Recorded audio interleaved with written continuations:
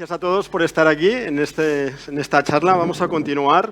Esperemos que os guste y os animamos también a que al final, pues, con vuestra votación, pues dinamicéis el debate. Va a ser esto como unas elecciones, como si fuera unas elecciones generales. ¿Se oye bien? ¿Sí? Con distintos partidos políticos. Entonces, las elecciones van a ser domingo, mañana es día de reflexión y hoy pues ellos van a presentar todo el argumentario de vuestro programa político, ¿no? Y para solventar uno de los problemas que más acucian en este momento en nuestro país, que es el tema de la diabesidad, que como sabéis es una comorbilidad pues, muy prevalente. Y os vamos a explicar primero el caso clínico para que todos lo veáis y luego presentaremos a nuestros compañeros y yo en primer lugar tengo que agradecer a la organización pues, para invitarnos y darnos la oportunidad de organizar este evento y junto conmigo pues, me va a acompañar de moderadora una excelente cardióloga que trabaja en Sevilla, que es Nieves Romero. Nieves. Muchas gracias, Gabriel. Y muchas gracias también a la organización por esta invitación. Venimos con mucha ilusión a presentar este debate político que sabemos que mañana ocupará todas las portadas de los grandes periódicos preparando estas elecciones que tenemos por delante. Tengo la suerte de compartir la moderación de esta mesa, de este debate, con Gabriel Cuatrecasas, médico de familia, experto en obesidad y en diabetes de Barcelona. Y damos comienzo, muy bien, ¿no? Perfecto. Pues si os parece vamos a explicaros el caso clínico. Pasamos a la primera diapositiva. Siguiente. Siguiente. Aquí, muy bien. Pues nada, tenemos aquí el caso de Nuria. Es un caso real. Es un caso de una señora, una mujer de 60 años que tiene 2 hijos adolescentes, como leéis, y ella tiene una obesidad grado 2, que veréis ahí que pone un IMC de 38,6 y tiene un perímetro de cintura, es una obesidad central, ese perímetro de 109 centímetros. Y bueno, ella pues esa obesidad sí que es de larga evolución y la ha intentado en múltiples ocasiones intentar pues, solucionarla o de alguna forma pues aminorarla, pero realmente... muy bien, gracias, perfecto. Aquí adelantamos. Y realmente pues, no consigue realmente darle la vuelta, ¿no? Es una persona muy disciplinada, que come con regularidad, que intenta hacer deporte, ¿no? Que nos pone ahí que hace spinning. Y desde hace 6 meses incluso pues, han entrado en nuestros ambulatorios nutricionistas, está vinculada con la nutricionista. Tiene como comorbilidad de entrada que ella conoce y que le preocupa más, pues esta diabetes tipo 2 de 5 años de evolución, que trata con dosis bajas de metformina porque no tolera dosis más altas, que es una cosa que vemos a menudo, y trató con glimepirida 4 miligramos durante el último año, que refería a mareos, sudores, y por este motivo se le cambió a un ISGLT2, a empagliflozina 10 miligramos. Cada día, diarios. Entonces, es verdad que nos consulta que ha tenido alguna candidiasis vaginal ocasional y que, bueno, pues tiene un poco sus reticencias, si debe seguir o no, eso vamos a debatirlo. Y como antecedentes tiene una hernia discal, motivo por el cual veréis abajo que toma su paracetamol con tramadol. Y recordar que es una diabetes de 5 años de evolución y viene en los últimos años, como veréis realmente, con glicadas de 7,1 y 7,6 en el último análisis que le hemos realizado hace pocos meses. Las tensiones aparentemente están siguiendo un curso evolutivo controlado. Y bien, este es un poco el caso de Nuria. Sí, se ve regular. Sí. Bueno, ahí teníamos la analítica, pero básicamente lo hemos comentado, un LDL de 160 de nuestra paciente y una hemoglobina glicada siempre por encima de 7%. Esa sería la situación de nuestra paciente y yo creo que si te parece, Gabriel, pasamos directamente. Tenemos el caso de Nuria y tenemos estos 4 bloques, estos 4 ponentes, estos 4 partidos que van a defender sus opciones, ¿no? Perfecto, sí. En primer lugar tenemos a mi izquierda, estamos con el doctor Carlos Hernández Teixidó. Carlos es un excelente médico de atención primaria, médico de familia, experto en diabetología. Él trabaja en Badajoz. Y él va a defender la postura de tratar a Nuria con tratamiento oral, ¿no, Carlos? Y luego tenemos a la doctora Ainitze Ibarzábal. Ainitze es cirujano, trabaja en la unidad de cirugía metabólica del Hospital Clínic de Barcelona. y también es una experta cirujana en temas como el que atañen a Nuria. Y vas a intentarnos defender, ¿no?, que la cirugía puede que sea la mejor opción para Nuria, ¿no? Territorio hostil, pero bueno, lo Muy bien, intentaré. muy bien. Perfecto. Muy bien, pues representando al histórico partido de la dieta y del ejercicio, tenemos a la doctora Ainitze Irazábal, que no, perdón. Laia. Disculpa, el estrés y el directo. Laia Tirapú, que es cardióloga clínica en el Hospital Moisés Broggi de Barcelona. Y a mi derecha también, defendiendo el programa del tratamiento farmacológico subcutáneo, nos acompaña Santiago Tofé, que es endocrinólogo del Hospital Son Espases de Palma de Mallorca. Perfecto, muy bien. Nos haríamos entonces abrimos entonces el debate y nos hacemos la primera pregunta. ¿Qué podemos decir de niveles de eficacia? Y empezamos con el partido político de la dieta y el ejercicio. Vale, pues gracias. Entonces yo a Nuria le recomendaría hacer un tratamiento básicamente con dieta y ejercicio. En cuanto a dieta, la máxima evidencia en tratamiento tanto diabetes como obesidad sería la restricción calórica, conseguir que nuestros pacientes hagan dietas hipocalóricas. Hay muchas dietas que se pueden hacer, pero la mayoría consiguen solo pérdidas de peso puntuales durante poco tiempo y este peso se vuelve a recuperar al año. Y la única excepción quizás aquí sería la dieta mediterránea tradicional hipocalórica. Esta dieta en el estudio Predimed Plus sí que está consiguiendo reducciones de peso más sostenidas en el tiempo y las reducciones de peso se pueden asociar esto a remisión de la diabetes. Entonces, ¿por qué esta dieta mediterránea? La dieta mediterránea es prácticamente basada en plantas, es una dieta tradicional muy rica en verdura, en fruta, en legumbres, en hidratos de carbono complejos con mucha fibra. También es muy rica en grasas porque tiene el aceite de oliva y tiene todos los frutos secos que consumimos. Y ya tiene un consumo más moderado de todos los derivados de los animales y esporádico de carne roja. Esta dieta, en nuestro ámbito, parece ser que es muy fácil de asimilar por nuestros pacientes porque la reconocen más fácilmente. Además, al ser una dieta alta en grasas, tiene buen gusto, de modo que el paciente no tiene tanta la sensación de estar haciendo dieta y se puede adherir a esto durante más tiempo. Y es una dieta alta en fibra, de modo que hace que nuestros pacientes se sientan más llenos y puedan conseguir esta restricción calórica que es obligatoria si queremos perder peso con nuestros pacientes. En cuanto a ejercicio, decir que por un lado tenemos que intentar priorizar aumentar el nivel de actividad física, si puede ser directamente con ejercicio físico, ideal de moderada intensidad, 150-300 minutos a la semana, nos cuesta mucho de conseguir, pero es que además hay que intentar reducir el sedentarismo y estos son variables independientes, ambas pueden contribuir a mejorar el perfil metabólico de nuestro paciente. Muchas gracias, Laia. Carlos. Pasamos a ti. ¿Qué puedes decirnos? Muy buenas tardes. Represento la única opción farmacológica que me han permitido por el propio caso clínico. Represento a los análogos vía oral, pero antes me gustaría empezar con una pequeña encuesta que vamos a hacer entre todos y con la mano alzada. ¿Quién de los que está aquí presentes le han pautado o ha visto pautar alguna vez una buscapina? Muy bien. ¿Quién de los que está aquí presentes ha visto pautar o le han pautado alguna vez una buscapina en supositorios? ¿Nadie? ¿Quién de los que está aquí presentes, cuando se encuentra una FA en su consulta anticoagulada de manera inyectada, la pasa a vía oral? La forma de administración del fármaco es tan importante como el fármaco, ¿vale? Ese es el punto principal. Si nos atendemos a los estudios Pioneer con respecto a la disminución de la glicada, obtenemos con semaglutida oral disminuciones de entre 1,4 y un 2% de la glicada. Por eso están posicionados por delante de la insulina en las últimas guías de la práctica clínica.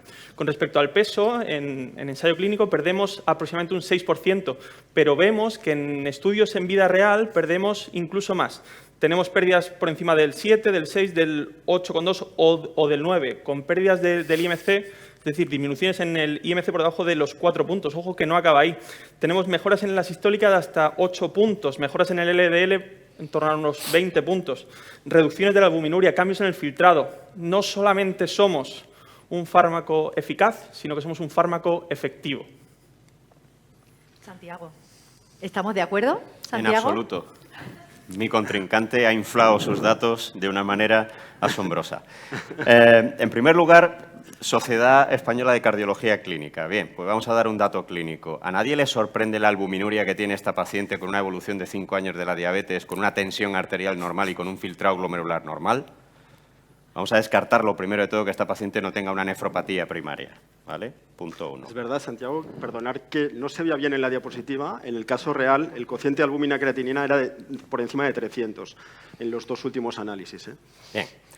En segundo lugar, a priori a todo el mundo le apetece utilizar un fármaco antes que una inyección subcutánea, a priori.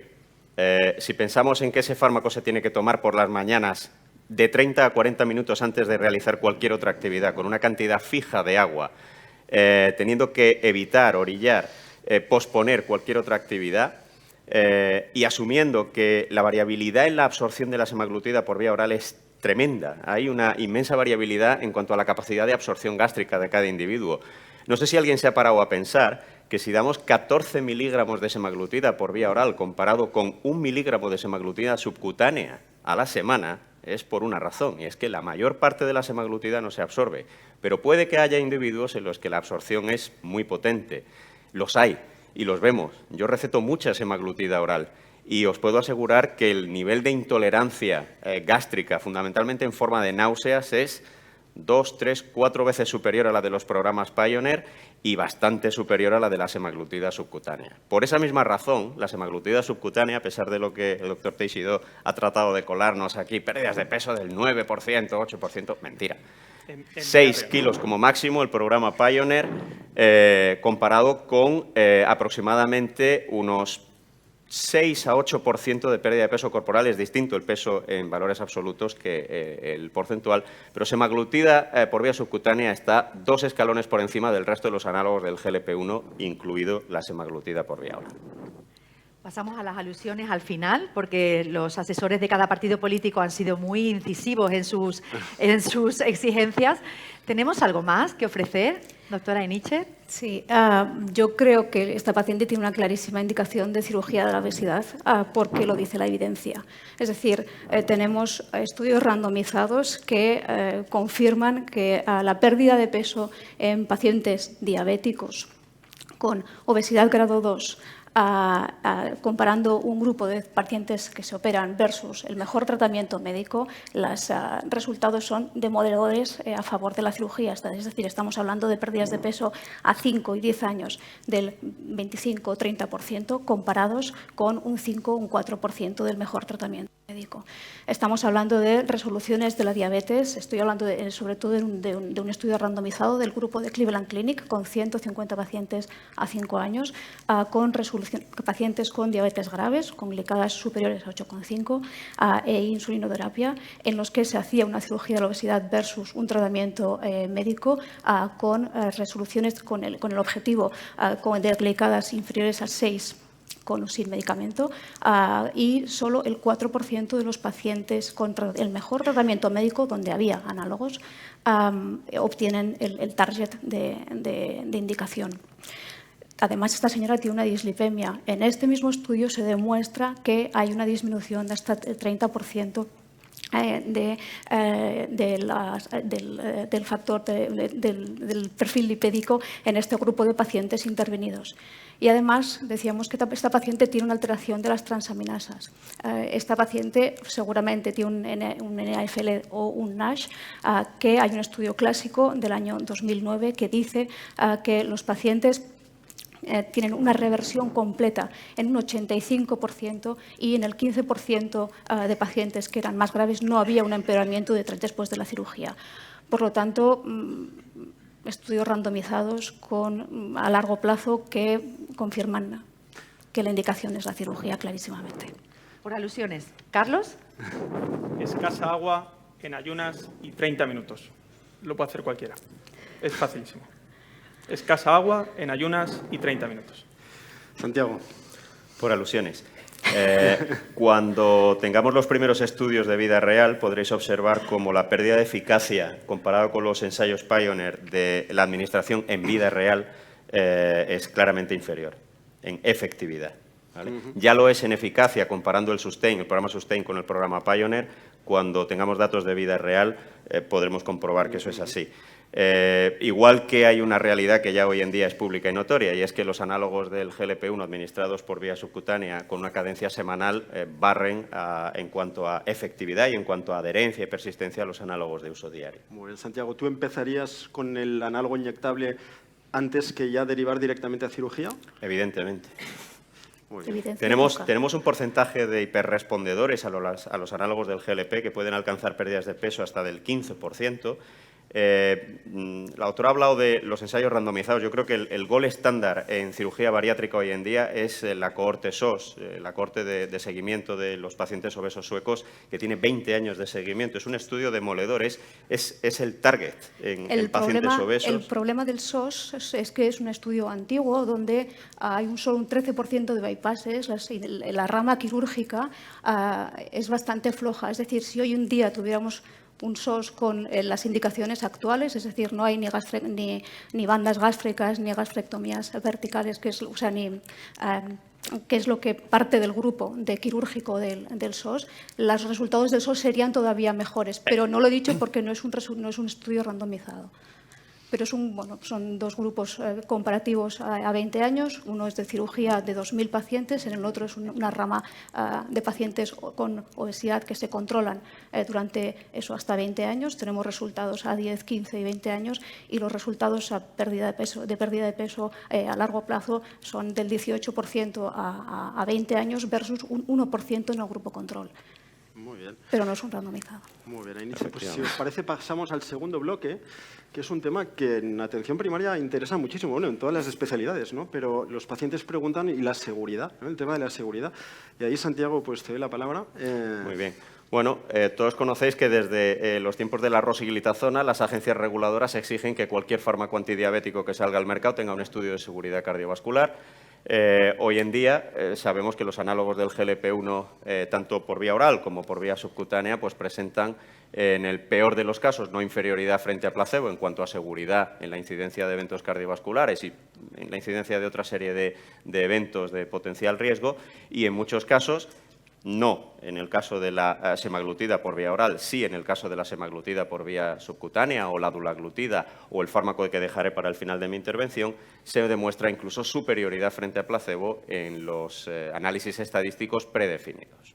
Por lo tanto, ningún problema desde el punto de vista cardiológico para utilizar estos fármacos en pacientes de alto a muy alto riesgo, incluso en prevención primaria, donde se ha visto que tienen eficacia en la disminución de eventos a medio o largo plazo. Muy bien. Laia, ¿quieres añadir algo de la seguridad? Bien. De la opción de tu opción. Voy a ser muy breve, y es que ninguna dieta bien estructurada tiene ningún efecto indeseado, cosa que no se ha dicho, esperaba que se dijera o que se asumiera, parte de responsabilidad por parte de los análogos de la GLP-1. Y es que además la dieta reduce los efectos indeseados que os pueden producir todos estos grupos que os están presentando alternativas supuestamente ideales. Entonces, la dieta es completamente imprescindible. Muy bien. Carlos. Bueno, los estudios en vida real existen, aunque son pequeños. Si quiere, luego se lo puedo pasar. Con respecto al estudio Pioneer, de entre los 10 que hay, la incidencia de hipoglucemias, por ejemplo, en el 1 es del 0,6%. Es algo mínimo, es muy similar a las del grupo placebo. Si nos vamos al 3, que es el que compara con un análogo con un inhibidor de la DPP4, son incluso menores que en ese mismo caso. Los análogos del GLP-1 efectivamente producen náuseas y producen una sensación de plenitud gástrica. Este efecto adverso es un efecto adverso incómodo, sin ninguna duda, pero nos permitirá que ese paciente coma menos. Nos va a permitir que ese paciente pierda peso además por no comer. Con respecto a la diarrea, los datos que estamos manejando son entre el 5 y el 12%. La metformina tiene un 40% de efectos gastrointestinales y no nos los planteamos, ¿no? Pese a que en el caso clínico la paciente es intolerante a los ISGLT2, sí me gustaría hacer algún apunte al respecto, porque también forman parte de nuestro partido político, como si dijéramos, ¿no? La candidiasis vaginal es más frecuente en los inhibidores de la SGLT2, sin ninguna duda. Esto es un problema real. que tiene un NNH, el equivalente a la NNT, de 22 pacientes. Es decir, 1 de cada 22 pacientes tendrá una infección en los primeros 4 meses, principalmente por una cándida. Si comparamos el NNT, por ejemplo, de eventos renales para DAPA o para EMPA, está por debajo de esos 22 pacientes. Estamos privando al paciente de un beneficio demostrado por la posibilidad de que pueda tener una mínima complicación que se soluciona con una crema, ¿vale? Esta paciente tenemos que convencerla para usar un ISGLT2 además de un análogo de los GLP-1.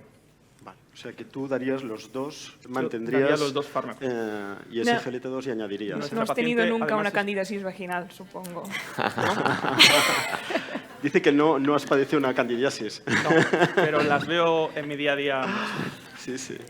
Esta paciente es una paciente de alto riesgo, ¿vale? Esta paciente se beneficiaría mucho, no solamente para perder peso, de un ISGLT2 y de un GLP-1, los dos a la vez. Ajá.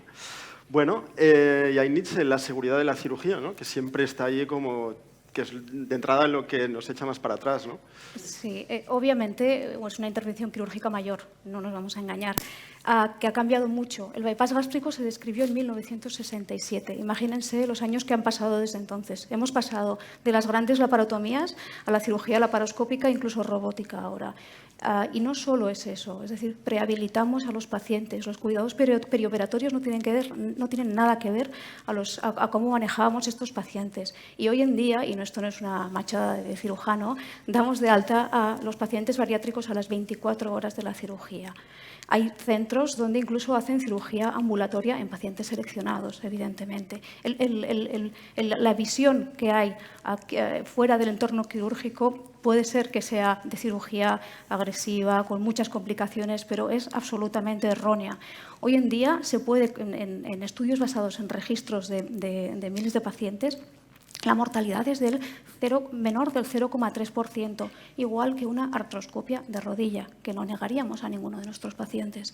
Y las complicaciones asociadas a la cirugía están entre un 5 y un 10%, similares a una colecistectomía o una histerectomía, que tampoco negaríamos a ninguno de nuestros pacientes.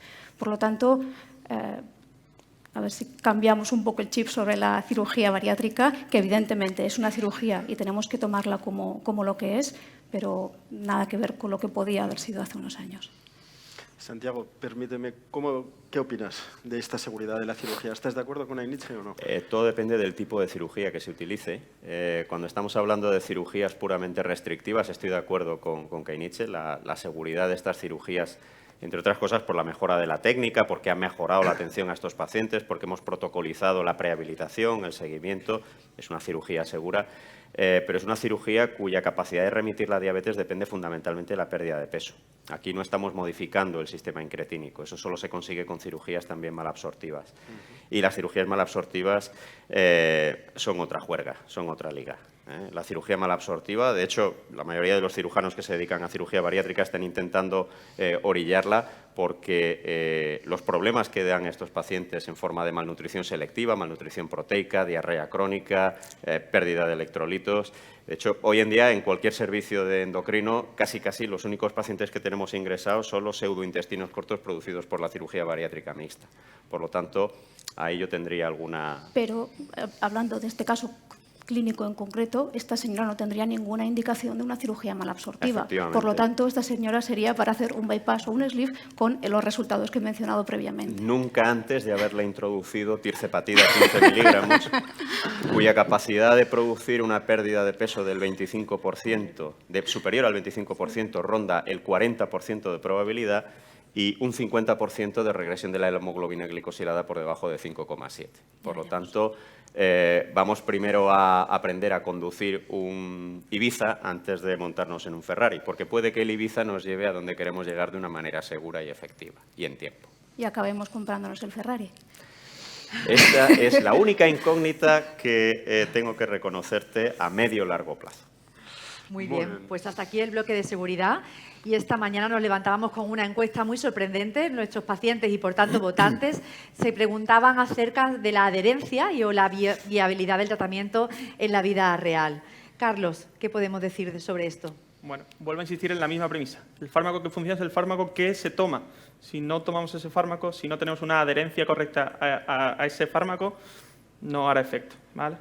La tasa de discontinuidad de semaglutida oral en los estudios Pioneer varía entre el 3 y el 15%, ¿vale? Eso en las personas que estudian adherencia farmacológica, por encima de un 80% es una tasa muy aceptable. Con respecto a los estudios en vida real que comentamos antes, que aunque son pocos y son pequeños, existen ya para este fármaco, la tasa de satisfacción es buena o muy buena en el 80% de nuestros pacientes y en otro, por ejemplo, 5 de cada 6 pacientes continuaría con el fármaco. Además, añade una mejora en el peso, en la glicada, buena tolerancia al fármaco. Me insistían antes, es difícil para tomar.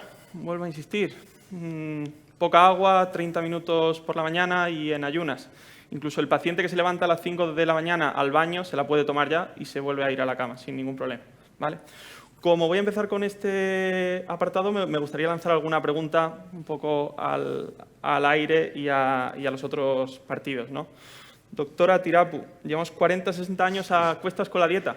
¿Por qué seguimos pensando que podemos estandarizarla? Pues con esto quería empezar A yo. todo el mundo. Un segundino. Es que tengo una para cada uno. Vale, nada. La cirugía bariátrica es estupenda. Nos permite incluso unas tasas de remisión de la diabetes muy altas. Pero en España contamos con más de 5 millones de pacientes con diabetes y obesidad. ¿Cuántos recursos nos hace falta para intervenir a esos 5 millones de personas?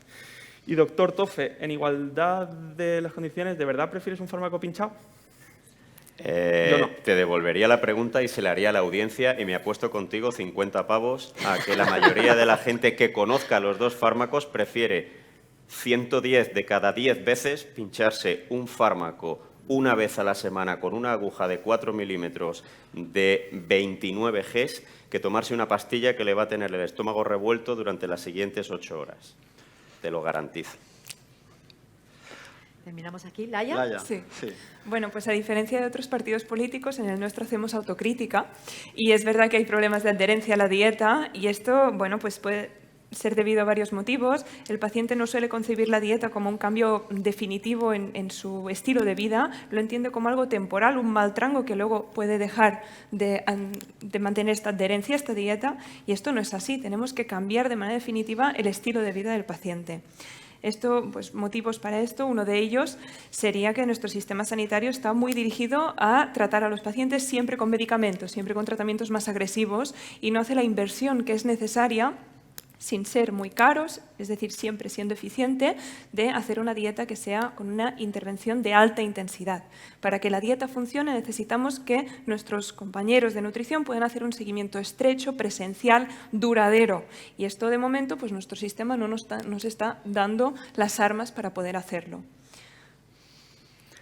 Un segundo. Como queráis, ¿eh? Sí. Dejamos las alusiones al Acabo final. solo un segundín de esto. Termine primero, sí. No, decir que también, bueno, hay que también crear equipos que sean multidisciplinares, dejar de creer en la diabetes y obesidad solo como un problema metabólico. Hay que también hacer entrar todo el tema psicológico, entrar con terapia cognitivo-conductual que nos permita ver cómo es nuestro paciente, facilitar que tenga sus metas, que haya menos recaídas y hasta ver posibles alteraciones conductuales que esto se tenga que reconducir.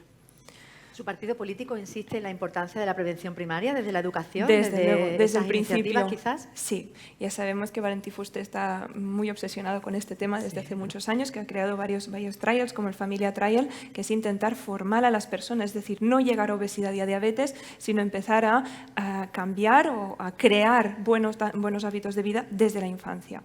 Muy importante, sí. Desde Barrio Sésamo, sí. Sí. Es cierto, con el doctor Fuster, es correcto. Ainiche. Su bloque.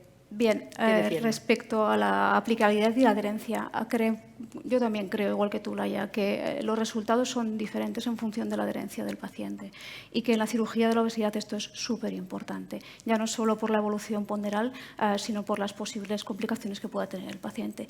Nosotros, en el contexto de la evolución ponderal, hicimos un estudio en un hospital dirigido por nuestras nutricionistas, en el que se veía, bueno, nosotros siempre hacemos un curso postoperatorios mensuales, ¿vale? para los pacientes, donde los pacientes postoperados durante el primer año obligatoriamente tienen que ir de forma mensual a estas sesiones pues, para hablar de sus problemas, su evolución.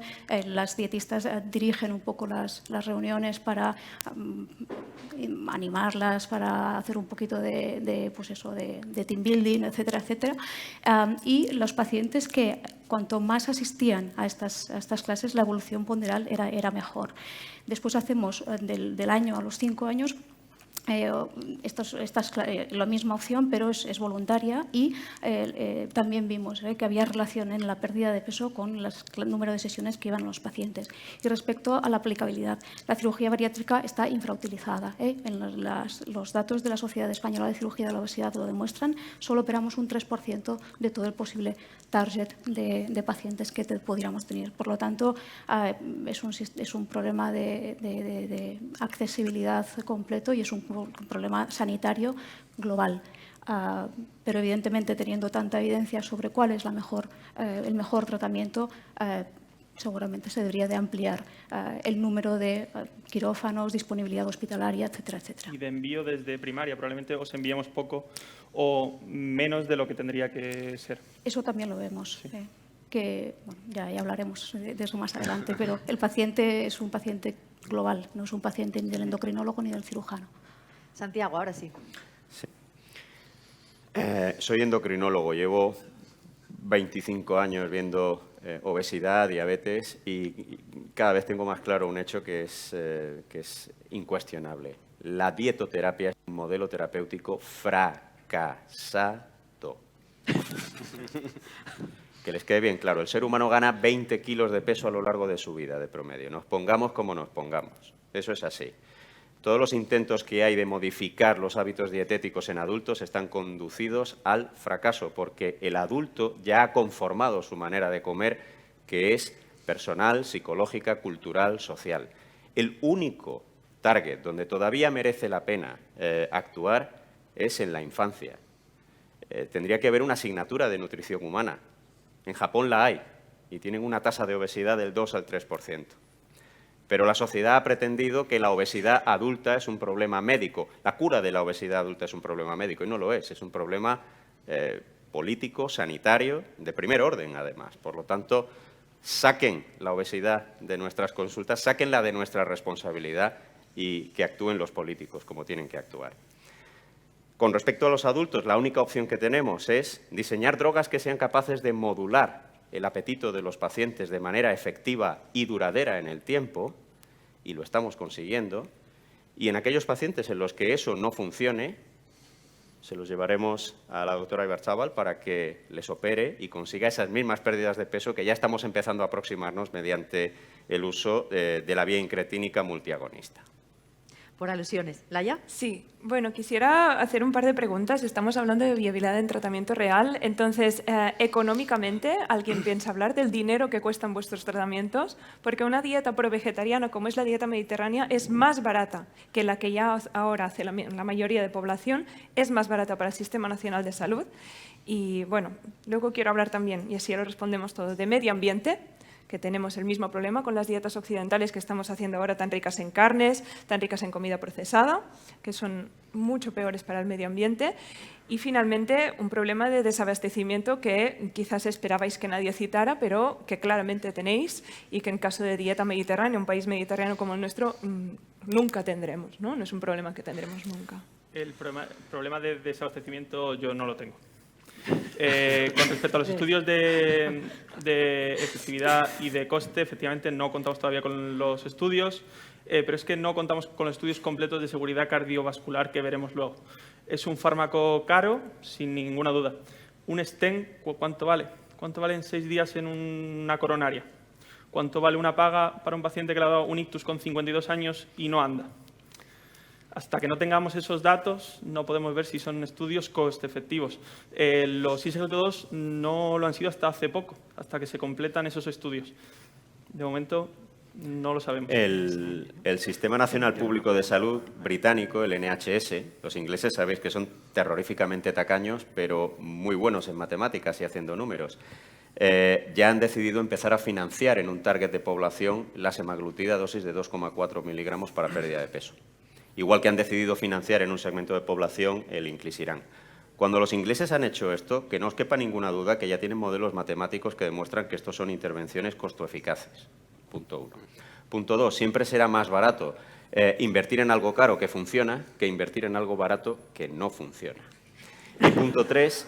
El problema de desabastecimiento no es ni más ni menos que la demostración palmaria en vida real de por dónde van los tiros. De por dónde van los tiros en cuanto a la sociedad como opción preferida por los pacientes y como opción preferida por los médicos que conocen el problema, que llevan mucho tiempo lidiando con la obesidad y que saben que hay pocas cosas más que hacer que recetar análogos de GLP-1 o incretinas duales o triples que puedan funcionar y que puedan alcanzar pérdidas de peso de doble dígito o recurrir a la cirugía bariátrica. Pero el camino es secuencial. Primero estos fármacos y si estos fármacos fracasan, entonces a la cirugía. ¿Cuánto tiempo mantendremos un paciente con...? Ya tenemos datos en vida real desde que empezaron a aparecer los primeros estudios con análogos de GLP-1 de alta eficacia, estoy refiriéndome fundamentalmente a semaglutida, a 2-3 años las pérdidas de peso son sostenidas. Y no quisiera pasar la ocasión para recordar a la audiencia, ya que tú no lo has dicho, que se regana peso después de la cirugía bariátrica. En ocasiones hasta el peso basal. A no ser que se haga dieta. Que no se hace. Se prescribe, pero no se hace. Menos que con la semaglutida, que si lo dejamos...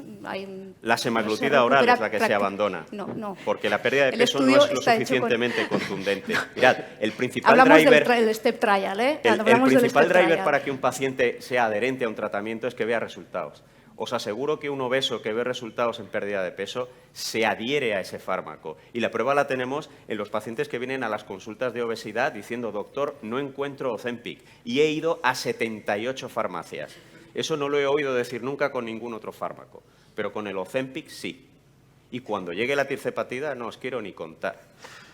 Nietzsche, una pregunta que te quería hacer en cuanto al tema de aplicabilidad. ¿Qué opinas de la cirugía en mayores de 65? Porque me parece que en tu hospital, a partir de 65, ya no los aceptáis. No, sí los hacemos. ¿Sí? ¿Hasta 70 o así?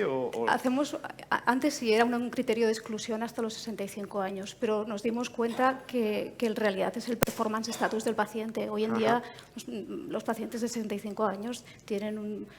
estáis ampliando... Sí, completamente. Hemos hecho bypasses de 70 años. De acuerdo, muy bien.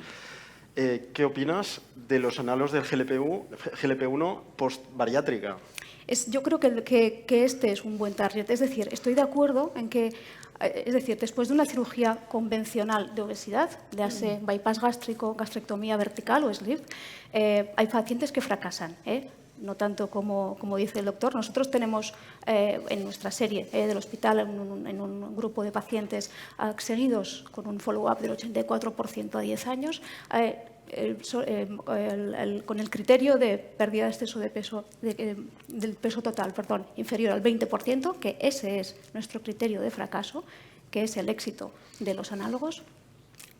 Solo un 30% de pacientes. Ese 30% de pacientes iría a una cirugía revisional. Esta cirugía revisional muchas veces suele ser una cirugía malabsortiva y estoy de acuerdo con él que estas cirugías pueden ser más agresivas. ¿Vale? ¿Por qué? Porque tienen una calidad de vida más limitada, tienen diarreas, tienen mala absorción y los pacientes tienen una calidad de vida peor. Quizás ahí, en la reganancia ponderal o en la pérdida inadecuada de peso, podríamos montar protocolos con análogos de GLP-1 y ver qué es lo que pasa. Bueno, ya hay evidencia, de hecho, en ese sentido. Bueno, con el uso no del tipo 1, pero sí hay experiencia.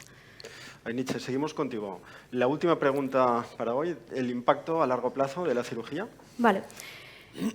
A medida que mejoramos los factores de riesgo cardiovascular, mejoran los eventos cardiovasculares. La cirugía bariátrica no tiene un randomizado como el LEADER trial de los análogos que demuestra una mejoría de los eventos mayores cardiovasculares, pero sí tenemos un estudio reciente del European Heart Journal del 2022, donde no hay ningún estudio randomizado, es un metaanálisis de 39 estudios de cohortes, donde se ve que hay una disminución de entre el 25 y 58% de los eventos cardiovasculares y una disminución de la mortalidad del 30 y 40% en la rama de pacientes intervenidos de obesidad. Además, la obesidad disminuye la incidencia del cáncer, hasta en un 33%, sobre todo en cánceres hormonodependientes o relacionados con la obesidad. Y mejora la esperanza de vida. En el estudio SOS, que ha comentado el doctor, a 20 años hay un aumento de 3 años de supervivencia en la rama de pacientes intervenidos de obesidad, pero a pesar de todo tienen 5,5 años menos que la población general. En un Lancet reciente, con 174.000 pacientes, había una mejoría en la esperanza de vida de 6,1 años en pacientes intervenidos de obesidad.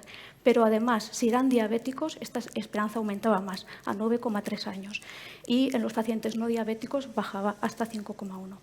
Y, por supuesto, la calidad de vida. Estudios randomizados demuestran que el paciente intervenido de cirugía bariátrica tiene mejor calidad de vida que un paciente obeso sin intervenir. Muy bien. Laia, ¿cómo defendemos pues el lo quiero impacto a hacer largo plazo? con 3 estudios. Me gustaría explicarte esos estudios que me parecen muy bonitos. Algunos son muy antiguos. El primero es el 7 Country Study. No sé si alguien lo conoce porque se publicó en el 86. Pero esto lo desarrolló un nutricionista americano que se llama Ansel Keys, americano, que viajó a Creta, se enamoró de la cultura, de la dieta de Creta y diseñó un estudio observacional prospectivo en el cual vio los hábitos de dieta de 7 países distintos y cómo tenían, qué mortalidad cardiovascular tenían. Pues bien, a los 20 años de seguimiento, es decir, de los 60 a los 80, se vio que la mortalidad en Grecia era significativamente inferior a países de tendencia más de dieta occidental, como eran Estados Unidos o norte de Europa. Es entonces cuando se empieza a hablar de dieta mediterránea y es el motivo por el que decimos dieta mediterránea tradicional, porque desde entonces la mortalidad en Grecia se ha disparado y es porque han occidentalizado su dieta. Pensamos que nosotros, por ser mediterráneos, hacemos la dieta que toca y esto es mentira. Tendríamos que volver a la que hacían nuestros abuelos prácticamente. Me gustaría saber qué otro equipo partido puede gozar de tantos años de evidencia. Vale, los otros 2 estudios, uno de ellos es el Predimed, archiconocido, es un estudio de nuestro país, multicéntrico. Este es un estudio de intervención en prevención primaria. La mayoría de los pacientes son o diabéticos o obesos y la intervención es o bien hacer dieta mediterránea o hacer la dieta que entonces recomendaba la American Heart Association, que es una dieta baja en grasas, que entonces esta era la recomendada. Pues bien, es un estudio que se tuvo que parar precozmente a los 5 años porque el descenso en endpoint cardiovascular duro de muerte cardiovascular, infarto e ictus era muy significativo en el grupo de intervención. Y el último estudio es el CordioPred, que también lo conoceréis porque se publicó justo el año pasado y es de Córdoba. Y este estudio también es un estudio de intervención con dieta en prevención ya secundaria, pacientes que ya han tenido un infarto, los aleatorizan o hacer dieta mediterránea o hacer una dieta baja en grasas, esta vez suplementada con hidrato de carbono complejo, es decir, una dieta control mucho más competitiva. Y pese a esto, con la dieta mediterránea se consigue otra vez a los 7 años una reducción de un 26% de endpoints cardiovasculares duros. Es muy interesante de este estudio que la mortalidad de todos los pacientes introducidos en el estudio, ya fueron control o intervención, fue menos de la mitad que la de la población en prevención secundaria de Córdoba. Es decir, una intervención de alta intensidad, como de momento solo nos podemos permitir en estudios, sí que favorece este cambio en el perfil de riesgo cardiovascular de nuestro paciente. Muy bien. Carlos. Hace años que las guías de práctica clínica en diabetes insisten que el objetivo de la diabetes tiene que ser individualizado. Yo creo que no. El objetivo de todo paciente con diabetes es no morirse y no morirse por el camino. Este es un concepto que manejamos mucho desde primaria y cualquier especialidad que haga seguimiento de los pacientes crónicos. El objetivo es que se mueran jóvenes y sanos, pero lo más tarde posible, ¿no? Por eso es importante entender los estudios de seguridad cardiovascular.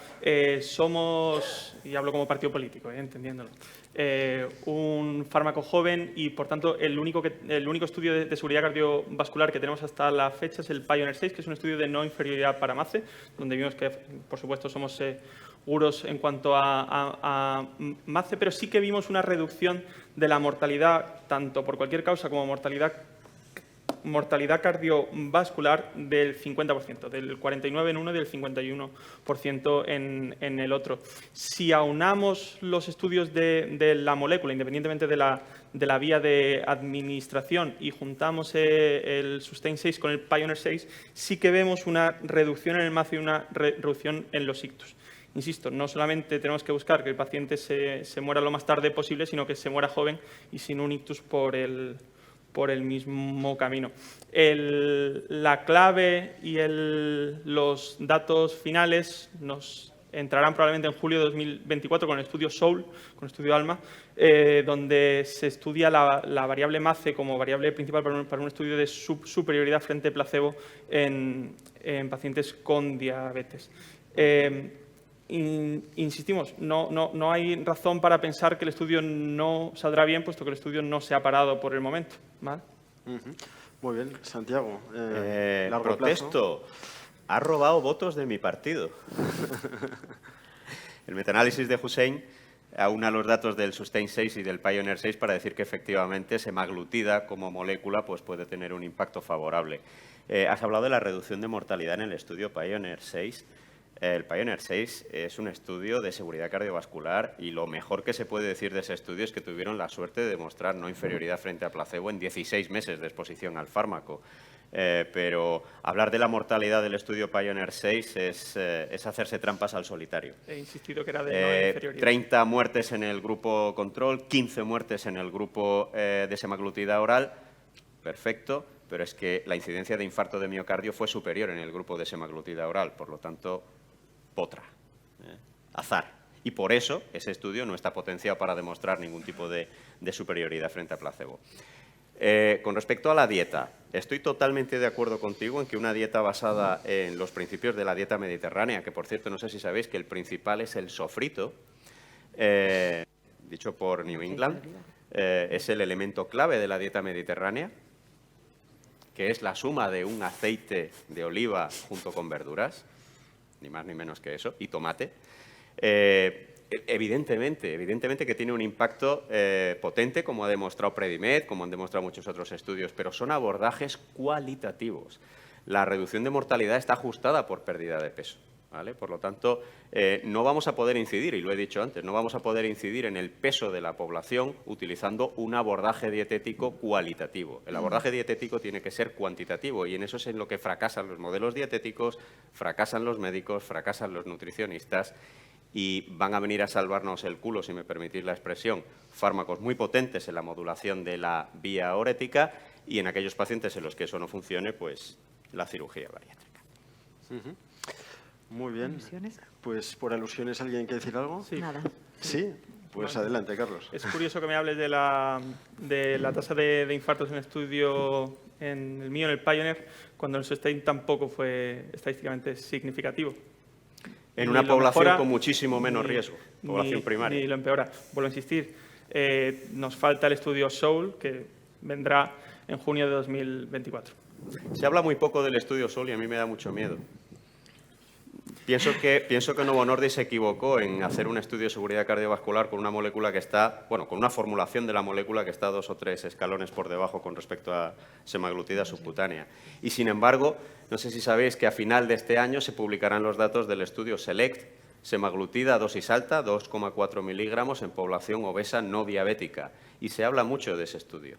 Igual que se hablará del SURMOUNT-MMO con tirzepatida, estudios que van a venir a cambiar el paradigma del manejo de la obesidad, porque por primera vez, y yo estoy convencido que los dos estudios, estoy pronosticando el futuro, vaya por delante, pero estoy convencido que va a ser la primera vez que un ensayo clínico aleatorizado y por lo tanto con una calidad de evidencia científica alta demuestre que una intervención farmacológica modifica el perfil de riesgo cardiovascular de un individuo de alto riesgo cardiovascular no diabético. Esto no se ha demostrado hasta ahora. Excepto en dieta. ¿Perdón? Excepto en dieta. Bueno, nos acercamos ya al final del debate prácticamente y probablemente llegamos al momento más intenso.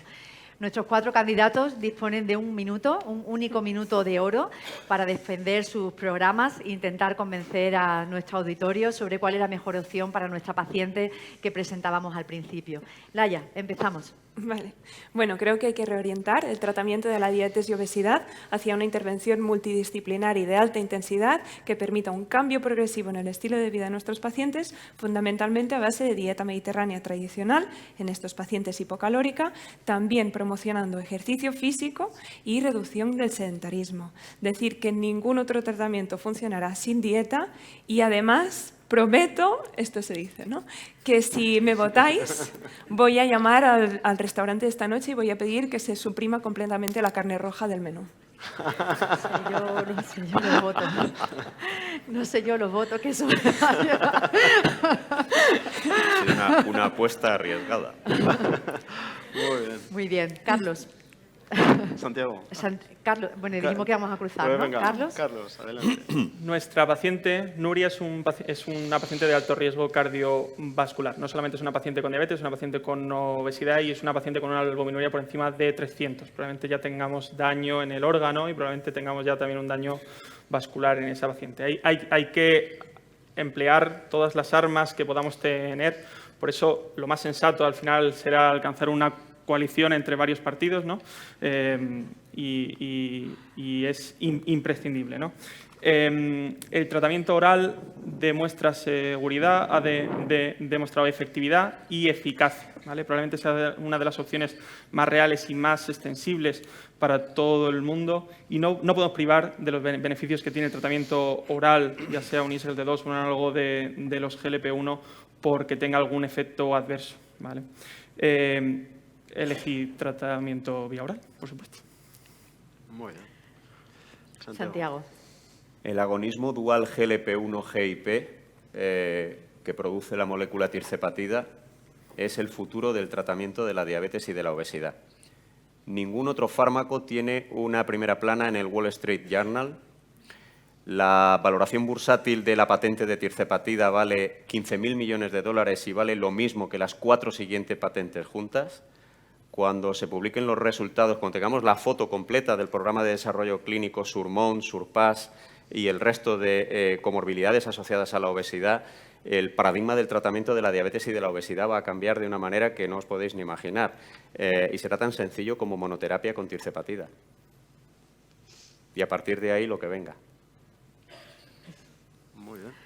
Ay, Nietzsche. No hablamos de elucubraciones, tenemos una paciente a la que le tenemos que dar un tratamiento ahora porque la tenemos delante en la consulta y la evidencia nos dice que tenemos que operarla. A pesar de todo, pongamos al paciente en el centro, que cambie el paradigma de todo termina en la cirugía. No es así. Trabajamos en equipos multidisciplinares absolutamente transversales y el paciente puede necesitar una cirugía, después necesitará una dieta, puede ser que necesite un análogo, puede ser que no le guste pincharse y prefiera el bioral y intentemos trabajar todos conjuntamente. Es decir, el paciente con obesidad no es ni del endocrino, ni del nutricionista, ni del cirujano, es de todos. Muy bien. Bueno, yo creo, Nieves, ¿no?, que podemos dejarlo allí. Gracias a todos los ponentes. Vamos a hacer la votación vuestra de cuál es la opción para Nuria que pensáis que después de los distintos programas os convence más. Y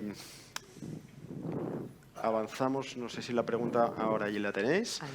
En primer lugar, fundamentalmente, dieta y ejercicio, el partido de Laia Tirapu. Iniciar con fármacos orales, el partido de Carlos Hernández. Fármacos subcutáneos, inyectables, con el doctor Santiago Tofé. Y, finalmente, la opción quirúrgica con la doctora Ainiche Ibarzábal.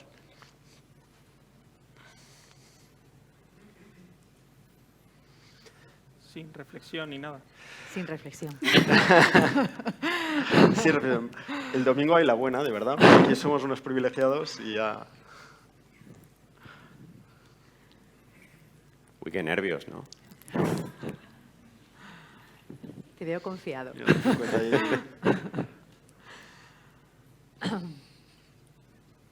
Mira, Yo creo que ya, ¿no? Más de 62 personas. Sube un poco más. Más o menos. 63. ¿Algún rezagadillo por ahí? Yo creo que disparamos ya, ¿no? 64. Creo que vamos bien de tiempo.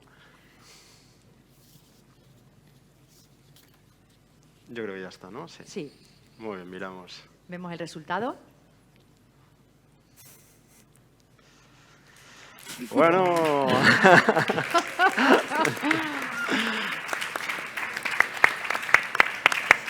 Yo sí quería pedir un aplauso. Realmente este formato, y felicitar a la organización por el formato, porque ha sido muy novedoso, pero también ha sido un reto absoluto para nuestros 4 ponentes, que sin diapositivas, de verdad, y a pelo, como estábamos diciendo antes, han sido capaces de defender sus ponencias. Así que enhorabuena. Felicitaros, Isabel.